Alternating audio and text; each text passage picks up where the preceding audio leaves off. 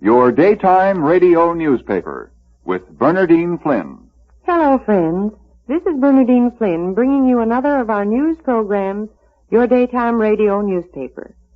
Durward Kirby is going to tell you about the big, important news. I will tell you about the little human things that are happening to people everywhere. And now, Durward, what's the big news today? The German war machine is rocking under heavy blows from many directions today.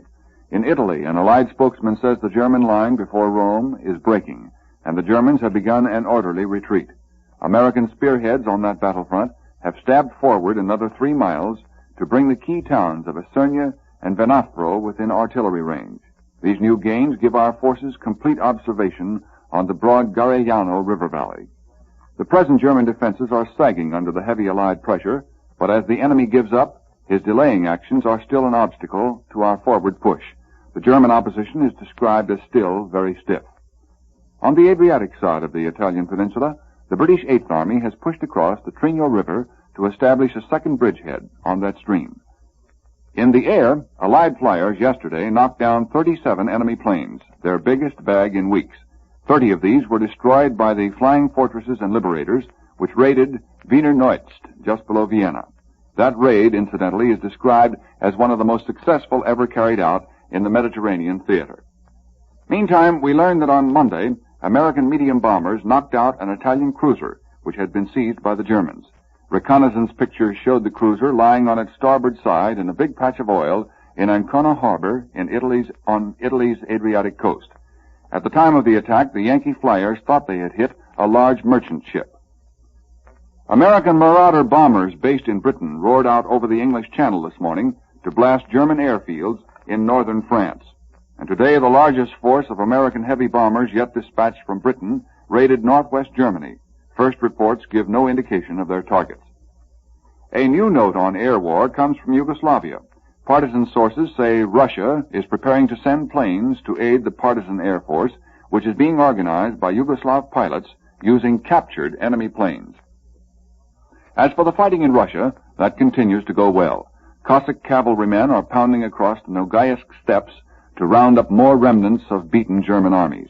The complete annihilation of the enemy is expected within the next several days. The Russians are cutting through the disorganized enemy columns with almost bewildering speed. Informed military observers in London say Germany stands to lose at least 100,000 men in this present fighting in South Russia. The Germans are still putting up their bitterest resistance in the Kryvyi Rog area, where they are holding open a narrow corridor of escape for German troops in the Dnieper Bulge. Even in that area, the Russians are advancing relentlessly. In Cairo, diplomats from Turkey and the Allied nations are gathering for a conference which may determine very definitely Turkey's future status. Some observers expect the United Nations to hand Turkey a virtual invitation to war. Meanwhile, a note of discord in the Allied camp has been sounded in Algiers. French General de Gaulle has demanded that France be given an equal role with the other major Allied powers in the settlement of world issues arising out of the war. Around the world, Admiral Halsey describes the American invasion of Bougainville as our greatest venture yet in that South Pacific area, and he adds, the Japanese know they cannot halt us. There are few new details on the Bougainville fighting today.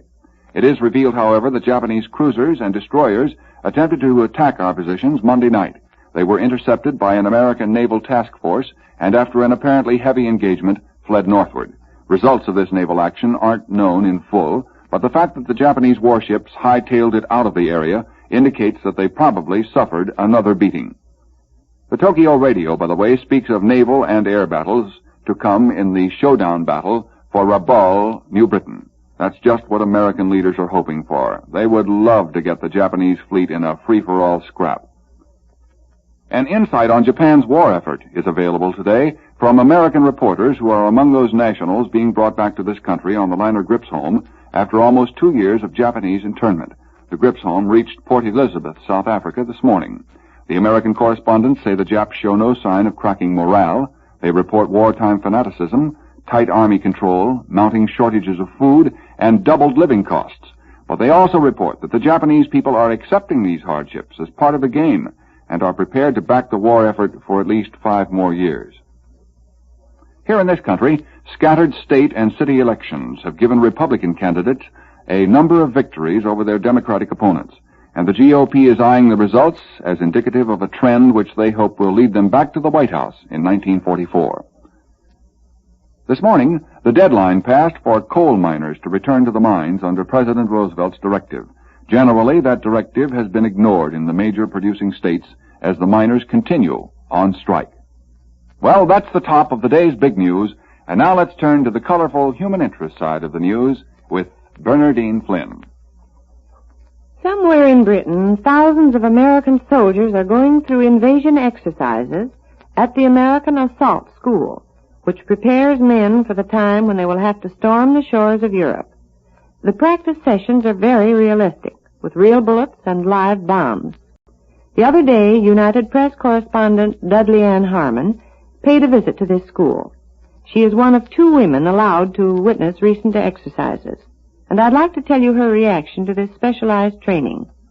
Miss Harmon says, at a quiet English town, a group of correspondents found the nearest thing in existence to the European invasion coast, a model of the enemy's defenses, with concrete pillboxes, booby traps, and barbed wire entanglements.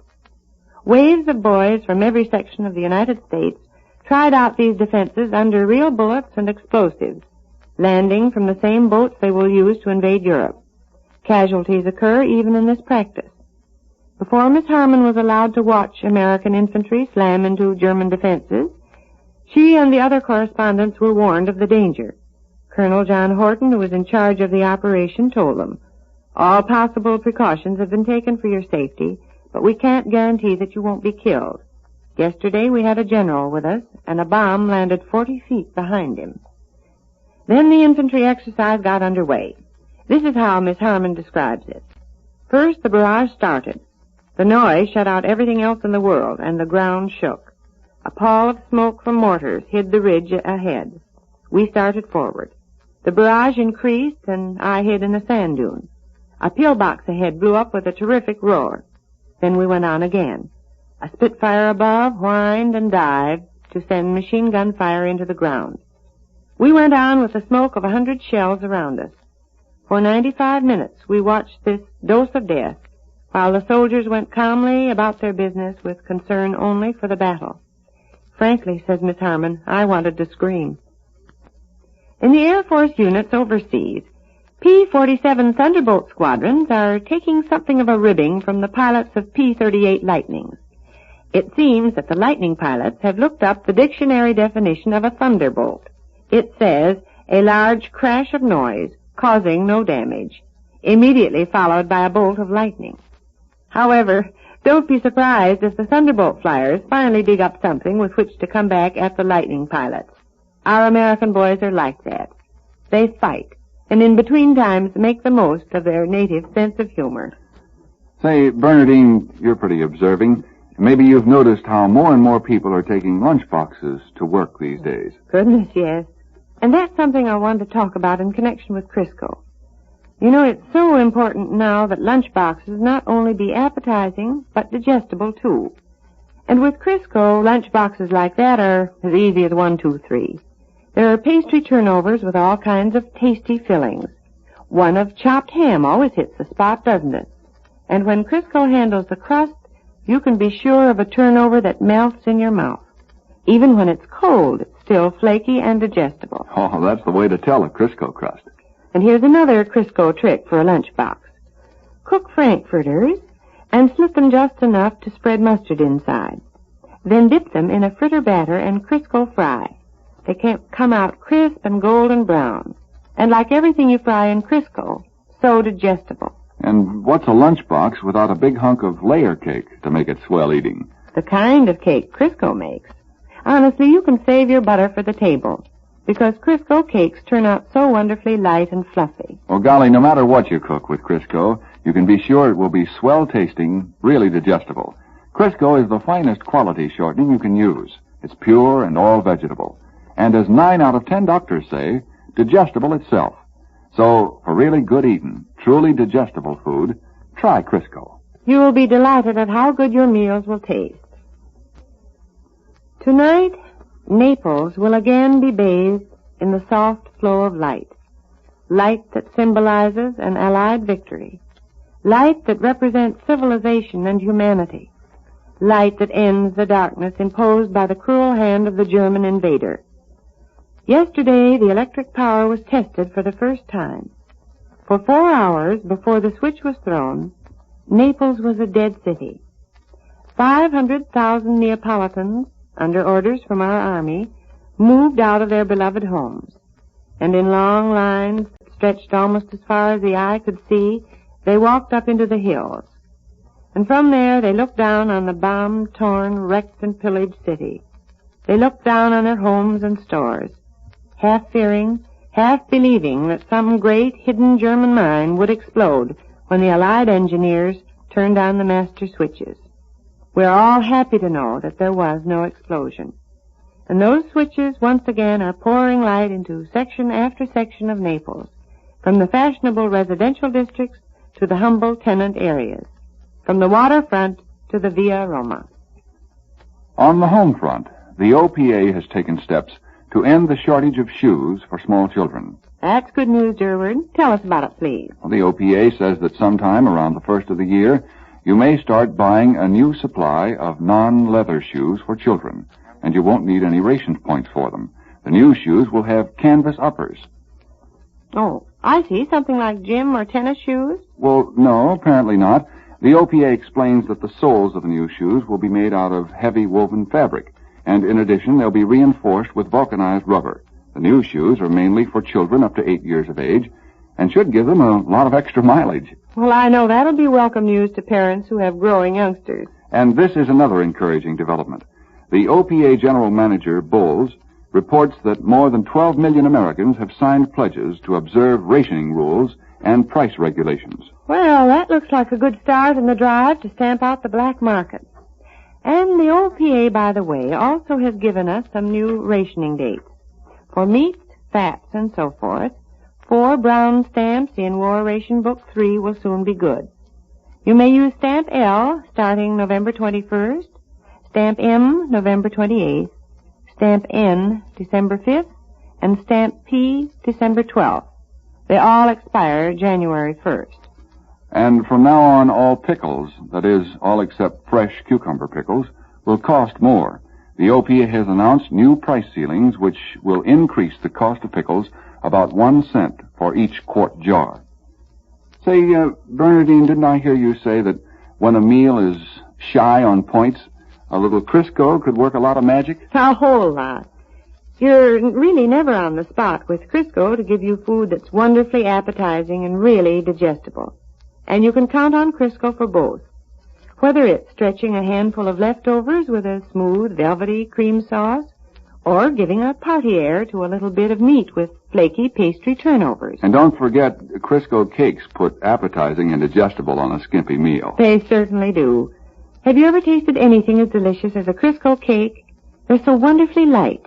Lighter even than cakes you can make with high point shortening. Oh, say, tasting good, being digestible, is just naturally true of everything you cook with Crisco. Crisco is pure and all vegetable, you know. Digestible itself. Why, Crisco is the finest quality shortening you can use. So, for meals that taste swell, digest easy, you better try Crisco. And here is a Thanksgiving note from the OPA. The younger your turkey is, the more you're going to have to pay for it. The birds have been put into 2 classes, old and young. And an OPA official describes them this way. An old turkey is one that has really been around. A young Tom, on the other hand, doesn't even know his way around the barnyard. Out in Oklahoma City, Woody Hunt, who as president of the State League of Young Democrats always hoped he'd get a letter from the President of the United States. At last he did. It was an order for Hunt's induction. Well, friends, that's all for now. Join us tomorrow for another edition of your daytime radio newspaper. Durward Kirby will bring you the big news. Bernadine Flynn will give you the colorful human interest side of the news. And we're both saying goodbye for Procter & Gamble, the makers of Crisco. We return you now to New York. I love a mystery. Who's the ruthless vampire stalking in dark alleys, murdering innocent victims? Hear that terrifying, tense tale of terror.